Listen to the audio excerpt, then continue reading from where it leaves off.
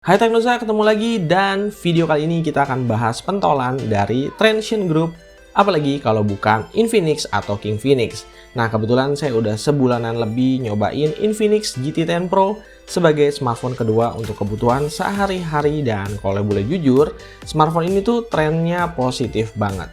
Di awal rilis emang ya performanya agak sedikit bermasalah, tapi dengan beberapa kali software update yang dikasih sekarang malahan jadi enak banget buat dipakai sehari-hari.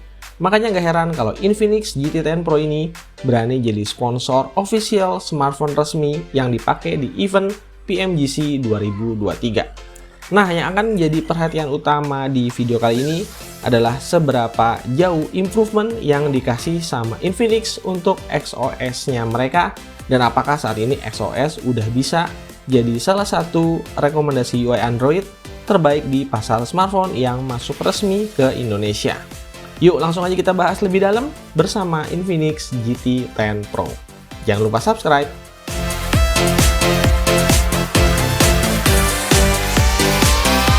Oke, buat yang belum tahu soal XOS-nya Infinix, jadi untuk semua line up smartphone Infinix mulai dari Hot Series sampai ke Zero Series semuanya pakai XOS yang saat ini udah sampai di versi 13 dengan base-nya Android 13. Khusus untuk seri GT10 Pro yang merupakan seri smartphone gaming perdana mereka, pihak Infinix menggunakan XOS 13 for GT yang punya kelebihan dibandingkan XOS 13 yang versi standarnya ya. Kelebihan XOS 13 GT yang paling mencolok adalah jumlah aplikasi bloatware yang jauh lebih minim, bahkan bisa dibilang hampir nggak ada sama sekali kalau kita bandingkannya sama XOS 13 yang versi reguler. Dengan bloatware yang lebih minim, efek positifnya jadi ya nggak ada iklan-iklan yang muncul, baik itu pop-up iklan dari aplikasi pihak ketiga ataupun dari aplikasi Infinix itu sendiri. Ini yang nggak akan kita dapetin di XOS versi standar, bahkan untuk Zero Series sekalipun yang jadi kasta tertinggi atau flagshipnya mereka. Semoga aja ini kedepannya XOS 4GT ini bisa dipakai juga untuk device Infinix seri yang lain seperti Note dan Zero Series, supaya ya pilihan calon usernya bisa lebih fleksibel, nggak cuma GT series doang. Oh iya, XOS 13 GT ini pertama kali dirilis sampai video ini dibuat bulan November 2023. Totalnya udah dapat 3 kali update software yang cukup signifikan. Ini menurut saya jadi tren positif banget karena, well, setahu saya Infinix sebelumnya tuh jarang banget ngasih hal positif kayak gini. Meskipun ya untuk update OS Android-nya sendiri masih perlu dipertanyakan karena isunya sih GT10 Pro ini hanya akan naik OS 1 kali ke Android 14 aja. Padahal kalau menurut saya sih harusnya ya minimal dikasih lah 2 kali OS update. Nanti bakal kita update perkembangannya kayak gimana. Oke, kalau ngomongin desain UI XOS secara overall emang belum kelihatan beda sama UI Android yang lain. Bau-bau MIUI-nya itu masih kerasa seperti bagian toolbar dengan icon dan akses navigasi untuk buka notifikasi yang mirip juga. Sementara kita tahu dalam waktu dekat Xiaomi justru akan ninggalin MIUI dan beralih ke HyperOS. Nah, di bagian app drawer karena ini XOS 4GT tampilannya jadi lebih simpel karena nggak ada iklan dan aplikasi bloatware. Cuma ya di bagian ini tentu masih ada banyak PR yang harus diimprove. Misalnya, ketika layout app drawernya di set ke vertikal, kita bisa mulai home screen masuk dengan cara swipe ke atas dan kembali lagi dengan swipe ke bawah. Di bagian atas app drawernya juga ada shortcut untuk pencarian. Sementara kalau di set ke posisi horizontal, anehnya kita jadi nggak bisa swipe ke bawah untuk perintah back to home screen. Shortcut di pencarian bagian atasnya juga jadi hilang. Belum lagi kalau auto rotate-nya diaktifin, home screen-nya bakalan otomatis ngikut muter juga. Sebenarnya ini bagus, cuma ya ketika diputar ke landscape, dia tuh nggak stay di home screen, tapi langsung masuk ke app drawer tanpa dikasih adjustment di bagian layout. Makanya susunannya jadi berantakan dan nggak enak banget buat dilihat. Beda kalau kita bandingin sama One UI-nya Samsung yang jauh lebih matang, lebih rapi ketika proses transisi layout dari vertikal ke landscape dan juga sebaliknya. Di posisi landscape, layout dan icon di home screen itu langsung di-adjust secara otomatis buat menyesuaikan luas layar. Jadi usernya tetap bisa bernavigasi secara normal di semua orientasi. Di sini kelihatan banget mana yang expert dan mana yang setengah matang. Nah, di XOS masalah ini bukan berarti karena bug ya. Ini emang XOS-nya nggak punya atau nggak ngasih fitur kayak gini. Padahal menurut saya, layout adjustment kayak gini tuh harusnya fitur standar untuk saat ini. Tambahan lagi, untuk icon apps yang ada di app drawer, kalau mau ditaruh langsung di home screen, harusnya kan kita bisa tahan aja terus digeser ke home screen. Nah, kalau di XOS ini agak ribet karena kita harus kasih perintah send to desktop, jadi menurut saya agak kurang efisien. Untuk UI color juga masih ada PR karena nggak bisa di custom secara personal, jadi masih didominasi sama warna hijau dan warna biru. Bisa dilihat di bagian toolbar dan layout menu di bagian setting. Untuk durasi always on display juga nggak bisa 100% always on karena di limit cuma 10 detik. Jadi ya walaupun dia layarnya AMOLED tapi kita nggak bisa nikmatin kelebihannya. Di bagian color style di layar juga sederhana banget dan nggak bisa di custom, cuma disediain pilihan vivid dan natural aja. Untungnya ada beberapa poin positif di XOS 4GT seperti di bagian folder yang sekarang ukuran besar kecilnya bisa di adjust. Lanjut untuk di bagian extends, menurut saya sebenarnya masih belum se-fleksibel dari brand sebelah. Pilihan tema yang disediain dan fitur-fiturnya masih kurang menarik ya. Cuma untungnya sekarang extends-nya udah bisa pakai tema dan icon pack hasil download dari pihak ketiga. Jadi ya minimal secara tampilan visualnya bisa sedikit ngebantu. Saya pribadi emang nggak terlalu sering pakai smartphone dari Infinix. Tapi kalau harus disuruh pakai, saya dengan mantap pasti bakalan pilih XOS 13 4GT seperti di Infinix GT10 Pro.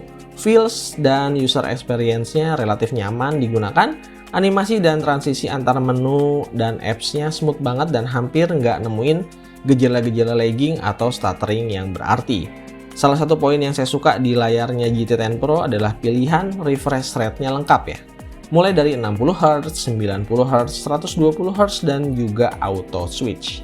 Saya paling sering banget pakai mode 90Hz-nya, karena di posisi ini jadi yang paling balance buat nyari kenyamanan scrolling dan juga efisiensi baterai. Semua apps pihak ketiga secara overall bisa ngikut ke 90Hz termasuk YouTube dan lain-lain.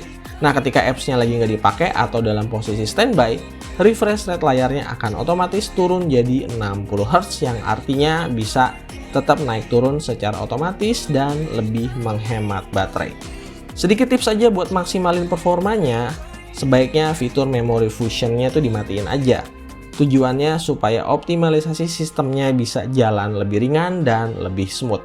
XOS secara overall adalah salah satu UI Android yang fiturnya ada banyak seabrek-abrek dan mungkin menurut saya nggak semuanya kepake dan malah jadi mubazir. Makanya sistem storage-nya relatif makan space yang cukup gede. Totalnya di Infinix GT10 Pro aja nih bisa nyaris 21 GB. Untuk urusan bermultitasking, XOS dari Infinix udah nggak perlu lagi diraguin. Makanya nggak heran kalau mereka dapat tagline pawangnya MediaTek karena hampir nggak pernah gagal soal urusan yang satu ini.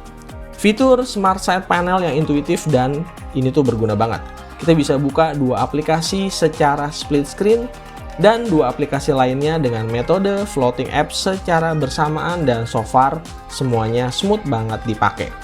Belum lagi fitur Magic Ring ala-ala Dynamic Island yang mungkin walaupun udah nggak se-hype kayak dulu, tapi ternyata masih cukup menarik untuk digunakan. Khusus di Infinix GT10 Pro, salah satu bagian yang bakal menarik perhatian, apalagi kalau bukan lampu LED yang posisinya ada di belakang bodi. Lampu LED ini fungsinya sebagai backlight effect untuk bermacam-macam kebutuhan, seperti notifikasi, telepon masuk, proses charging, atau bisa juga dijadiin ambience light ketika lagi dengerin musik. Pokoknya fitur LED lighting-nya ini menurut saya konsepnya keren banget dan out of the box untuk sebuah smartphone yang harganya nggak jauh dari 3 juta. Di line up-nya smartphone Infinix saat ini, GT10 Pro adalah seri smartphone yang paling kencang, menggunakan chipset MediaTek Dimensity 8050 5G dengan memori 8+256GB. Setelah menerima 3 kali update, skor Antutunya emang agak sedikit mengalami penurunan. Sebelumnya tuh skornya di 757.000 poin, sekarang jadi 730.000 poin. Tapi untuk CPU throttling, stability-nya justru mengalami peningkatan dari sebelumnya 76%, sekarang jadi 80%. Kalau kita perhatiin datanya lebih detail di sini kelihatan kalau peak performance-nya udah mulai di limit dari sistem UI untuk tujuan efisiensi daya dan juga pencegahan dari overheating. Sebelumnya average score-nya bisa sampai 222.000 poin, kalau sekarang turun jadi 150.000 poin. Makanya feels di pemakaian jadi signifikan, terasa jauh lebih adem dan nyaman banget buat dipakai. Gejala hangat-hangat di posisi idle yang dulu berasa banget di awal pakai, sekarang udah hampir nggak terasa sama sekali. So, buat kalian yang masih ngeluh soal panas segala macam, ada baiknya langsung aja segera diupdate pakai ROM yang terbaru, biar langsung terasa bedanya. Oke, salah satu changelog di update terbarunya XOS 13 GT ada pada optimalisasi gaming experience. Cuma sayang beribu sayang, mode gaming bawaan X Arena menurut saya masih ketinggalan sama yang lain karena fitur real-time FPS meternya masih belum ada. Kebetulan saya udah cobain nih tes gaming lewat sampel 2 game. Pertama di PUBG Mobile settingan smooth 90 fps, hasilnya bener-bener memuaskan banget. 20 menit main, FPS gameplaynya bisa dapet stabil 89 fps tanpa masalah sama sekali. Apalagi suhunya juga sekarang relatif adem, cuma sekitaran 41 sampai 42 derajat Celcius. So, sekali lagi nggak heran Infinix GT10 Pro berani jadi sponsor utamanya PMGC 2023. Kita lanjut ke Genshin Impact, settingan medium 60 fps. Di settingan ini GT10 Pro bisa dapat average frame rate di angka 42 fps dan di sini masih sangat playable buat dimainin.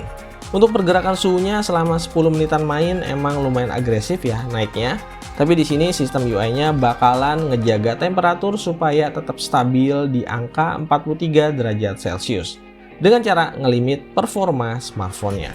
Buat yang main Genshin Impact untuk durasi lebih nyaman dan lebih smooth, usernya bisa nurunin settingan grafisnya ke posisi low supaya frame rate rata-ratanya bisa naik lebih tinggi di angka 46 derajat Celcius. Di posisi pergerakan suhunya juga relatif lebih aman karena cuma nembus angka 42 derajat Celcius. Lebih adem 1 derajat Celcius dari sebelumnya. So, walaupun di update terbaru, peak performance-nya agak sedikit ditahan, tapi secara overall ini adalah pilihan yang paling bijak buat menghandle GT10 Pro supaya dalam tanda kutip bisa lebih jinak untuk dipakai semua kebutuhan termasuk gaming berat tanpa harus dibantu AC ataupun external cooling fan. Tentu aja buat kalian yang gamers hardcore, jangan lupa manfaatin fitur bypass charging supaya kalau ngegame bisa lebih maksimal. Di poin terakhir, di bagian battery life, makin kesini-sini performanya udah semakin baik juga buat harian. Penggunaan skala moderat dengan koneksi internet bergantian antara seluler dan wifi. Total main game sekitar 1 jaman, Infinix GT10 Pro bisa hidup sampai 18 jam dengan screen on time nyaris 7 jam dalam sekali charging.